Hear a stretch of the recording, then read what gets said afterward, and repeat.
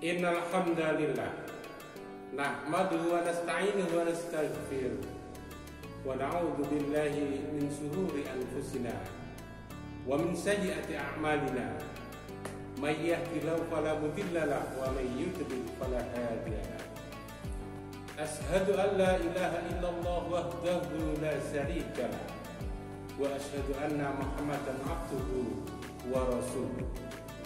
Allahumma shalli ala Muhammad wa ala alihi wa ashabihi ajma'in. Amma ba'du.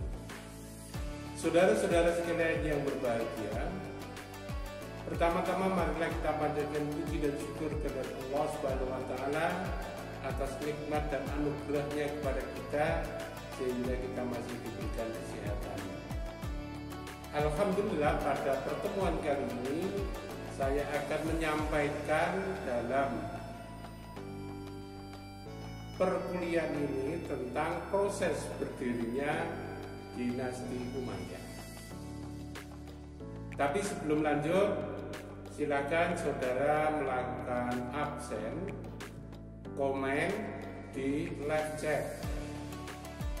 Sekali lagi saya sampaikan, untuk mengikuti video ini saudara dianggap mengikuti perkuliahan bila mana saudara melakukan komen atau absen di live chat. Saudara-saudara sekalian yang berbahagia, bahwa proses berdirinya dinasti Umayyah sebagaimana kita ketahui bersama, dinasti Umayyah adalah pelanjut dari Khulafaur Rasyidin. Jadi memahami sejarah memiliki banyak makna dan manfaat. Di antaranya untuk mengambil pelajaran dari peristiwa masa lalu. Hal yang baik dapat dijadikan sebagai contoh, dan hal yang tidak baik dapat dihindarkan. Salah satu sejarah itu adalah tentang Bani Umayyah yang telah menunjukkan prestasi cukup baik dalam penyebaran Islam ke berbagai wilayah di dunia. Sebagai pendiri dinasti Umayyah, yakni Muawiyah bin Abi Sufyan, pernah berkata, "Aku tidak akan menggunakan pedang ketika cukup menggunakan cambuk, dan tidak akan menggunakan cambuk jika cukup dengan lisan.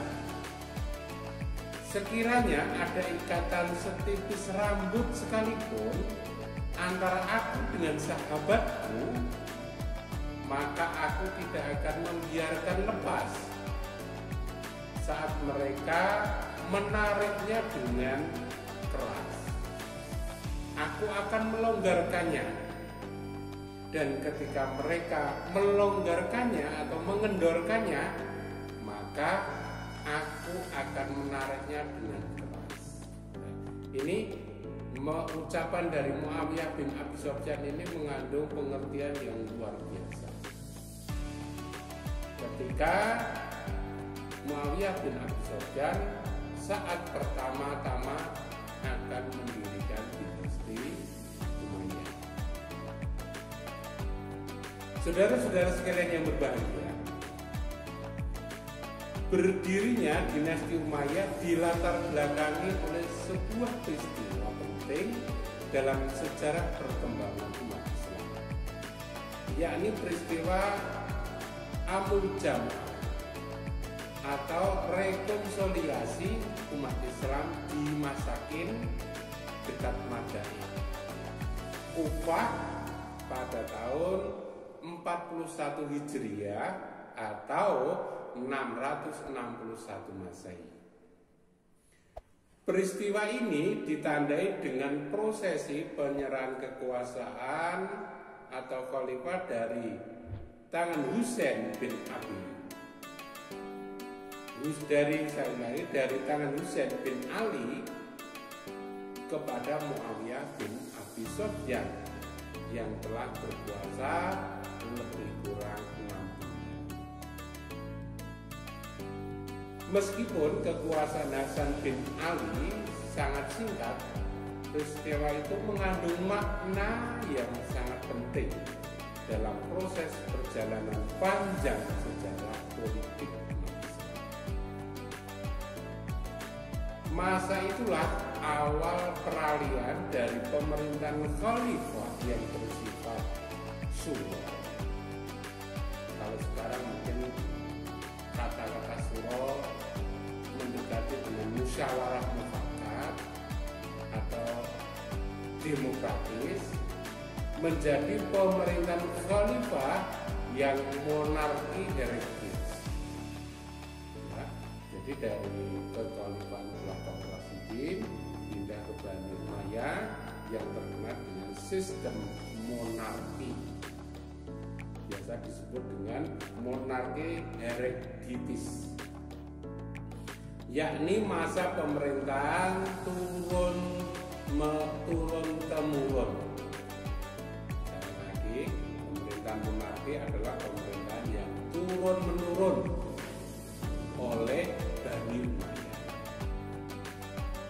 Yang dalam sejarah kita ketahui bahwa masanya adalah dari tahun 661 Masehi sampai dengan 750 lebih kurang 90 tahun masa kekuasaan dinasti Bani Umayyah.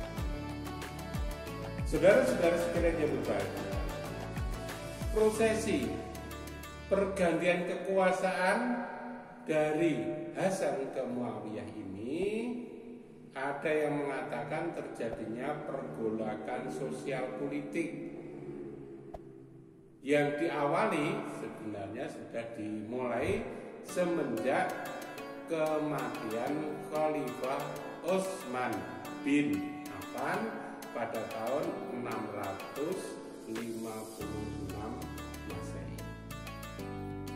Karena apa? Pada masa pemerintahan Utsman bin Affan, Bani Umayyah mendapat keuntungan yang cukup besar karena banyak anggota keluarga Bani Umayyah yang diangkat menjadi pejabat. Ini menjadi peluang untuk menggalang kekuatan.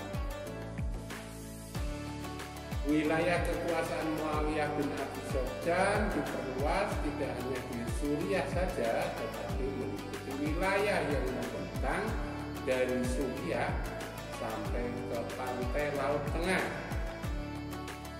Ia memanfaatkan masa tersebut untuk mempersiapkan diri dan meletakkan dasar-dasar pendirian dinasti Umayyah.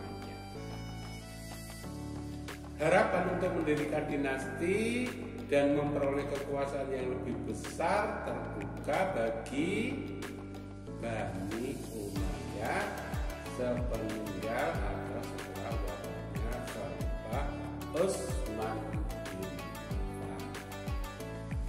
Saudara-saudara sekalian yang berbahagia, bagaimanakah kira-kira gambaran sederhananya tentang kepemimpinan Muawiyah bin Abi Sufyan? Setelah Muawiyah bin Abi Sufyan menjadi penguasa, bahkan menjadi penguasa tunggal pada saat itu, kemudian memindahkan ibu kota pemerintahan yang semula di Kufah dan sebelumnya lagi di Madinah berganti ke Damaskus. Pada masa itu terdapat 3 tokoh kunci yang berpengaruh di kalangan Umayyah. Mereka adalah Amr bin As, Mughirah bin Syu'bah, dan Hizab bin Abihi. Ketiga orang inilah yang membantu Muawiyah bin Abi Sufyan meletakkan fondasi berdirinya dinasti Umayyah. Sedangkan Muawiyah bin Abi Sufyan adalah tokoh yang pertama kali mengubah corak pemerintahan menjadi monarki,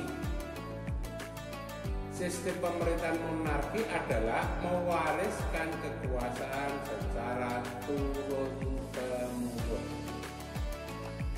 Sistem pemerintahan seperti ini pernah terjadi sebelumnya, yaitu pada masa kerajaan Romawi dan kerajaan Persia.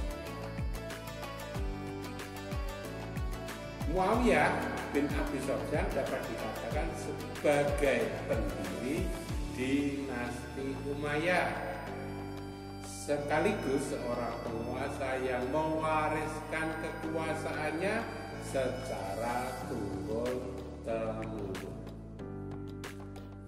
Hal ini berdasarkan pada perkataan Muawiyah sendiri, yaitu begini perkataannya. Perkataan dari Muawiyah bin Abi Sufyan. Saya Sultan pertama. Perkataan siapa? Muawiyah bin Abi Sufyan. Kemudian corak pemerintahan monarki dimulai pada tahun 679 Masehi, yakni Muawiyah bin Abi Sufyan mengangkat anaknya sebagai putra mahkota yang bernama Yazid. Pengangkatan putra mahkota ini merupakan bentuk pemerintahan yang diidealkan dalam sistem pemerintahan monarki. Cara ini berlanjut pada khalifah-khalifah sesudahnya untuk menentukan pemimpin pemerintahan dinasti. Jadi kekuasaannya adalah secara turun-temurun. Muawiyah bin Abi Sufyan selain menerapkan corak pemerintahan monarki, yang pertama kali memunculkan pemisah atau jurang pemisah antara Arab dan Mawali. Dalam banyak hal, Muawiyah melakukan berbagai perubahan dengan sifatnya yang tegas dan berhasil membujuk lawan, terutama orang-orang di Syam. Jadi dengan demikian, Muawiyah dari sisi politik adalah cukup. Orang Syam dijadikan sebagai ujung tombak dengan memberi fasilitas finansial yang cukup memadai. Muawiyah juga membentuk pengawal pribadi yang terkenal dengan pasukan pengawal raja. Ia pula yang pertama kali menerapkan Dewan Al-Khatim dan Dewan Al-Barid yang bertujuan untuk mengontrol gerak-gerik lawan atau musuh. Saudara-saudara sekalian yang berbahagia, sekilas itu tentang gambaran Muawiyah bin Abi Sufyan ketika mendirikan dinasti Umayyah yang berpusat di Damaskus. Namun sebelum lanjut sampai keturunan-keturunannya, kita akan mencoba saya sampaikan beberapa hal yang menjadi pembeda antara Khulafaur Rasyidin dan dinasti. Saudara-saudara sekalian yang berbahagia, kelebihan dan kekurangan sistem pemerintahan dinasti Umayyah akan terlihat dengan jelas apabila kita membandingkan sistem pemerintahan Khulafaur Rasyidin. Berikut ini akan saya sampaikan beberapa hal yang kita nilai ada perbedaan antara pemerintahan Khulafaur Rasyidin dengan dinasti Umayyah. Yang pertama, pada masa pemerintahan Khulafaur Rasyidin, sistem pemerintahan dijalankan atas dasar Al-Quran, Al-Hadis, dan Ijma. Sedangkan pada masa dinasti Umayyah, dalam menjalankan roda pemerintahan, perintah khalifah harus dipatuhi. Kemudian yang kedua, pada masa Khulafaur Rasyidin, khalifah menganggap sebagai pelayan masyarakat. Sedangkan pada masa dinasti Umayyah menganggap dirinya mereka adalah sebagai penguasa. Kemudian yang ketiga, pada masa Khulafaur Rasyidin, para khalifah dapat bertahan karena atas dukungan rakyat. Sedangkan pada masa dinasti Umayyah, para khalifah dapat bertahan dengan kekuasaan. Kemudian yang keempat, pada masa Khulafaur Rasyidin tidak ada satu suku yang berkuasa terus-menerus. Sedangkan pada masa dinasti Umayyah, dalam kekhalifahan keturunannya yang berkuasa atau anak-anak khalifah yang mereka nanti akan melanjutkan kekhalifahannya atau kekuasaannya. Jadi hanya anak khalifah saja yang mereka itu nantinya akan berkuasa, karena sebelum meninggal sudah diangkat sebagai putra mahkota. Saudara-saudara sekalian yang berbahagia, yang kelima, pada masa Khulafaur Rasyidin, hak bicara dijamin dan rakyat dapat langsung menghadap khalifah untuk menyampaikan pendapatnya. Sedangkan pada masa dinasti Umayyah, hak bicara bagi rakyat dikekang, dan rakyat bila akan menghadap khalifah harus melewati perantara yang disebut dengan hajib. Perbedaan yang keenam, pada masa Khulafaur Rasyidin, sistem syura atau musyawarah berjalan dengan baik. Sedangkan pada masa dinasti Umayyah, suara rakyat tidak begitu diperhitungkan. Karena apa? Sudah berganti menjadi sistem monarki. Pada masa Khulafaur Rasyidin, khalifah tidak memiliki hak terhadap Baitul Mal atau kas negara. Sedangkan pada masa dinasti Umayyah, Baitul Mal atau kas negara menjadi milik khalifah. Yang kedelapan, pada masa Khulafaur Rasyidin, khalifah hidup sederhana dan dianggap orang biasa yang mempunyai kedudukan yang sama dengan rakyat. Tetapi pada masa dinasti Umayyah, para khalifah hidup dengan kemewahan seperti halnya raja-raja Persia dan Bizantium. Yang kesembilan, pada masa Khulafaur Rasyidin, khalifah merangkap jabatan sebagai ahli hukum, ahli agama, dan sangat menghargai para ulama. Sedangkan pada masa dinasti Umayyah, para ulama tidak diperkenankan untuk berpolitik, tidak diperbolehkan. Saudara-saudara sekalian yang berbahagia, kemudian yang selanjutnya yang ke-10, pada masa Khulafaur Rasyidin terdapat majelis syuro yang kedudukannya di atas khalifah dan keluarga. Tetapi pada masa dinasti Umayyah, anggota Dewan Syuro diangkat dari dan oleh keluarga dan kaum kerabat khalifah. Saudara-saudara sekalian yang berbahagia, untuk pertemuan kali ini saya sampaikan ini sebagai gambaran saja tentang awal berdirinya dinasti Umayyah dan beberapa perbedaan antara dinasti Umayyah dengan Khulafaur Rasyidin.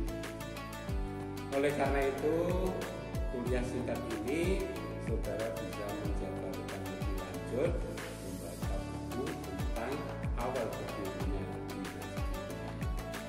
Untuk itu saya cukupkan sekian dulu, mudah-mudahan waktu yang hanya singkat dan melalui video ini tidak mengurangi kekhidmatan kita untuk melakukan. Demikian saja yang saya sampaikan, lebih kurangnya mohon dimaafkan. Sekali lagi kami ingatkan saudara supaya komen absen di live chat. Ingat, di bawah itu ada kolom live chat, saudara bisa melakukan komen di situ. Sekian, akhirul kalam, billahi taufiq wal hidayah. Wassalamualaikum warahmatullahi wabarakatuh.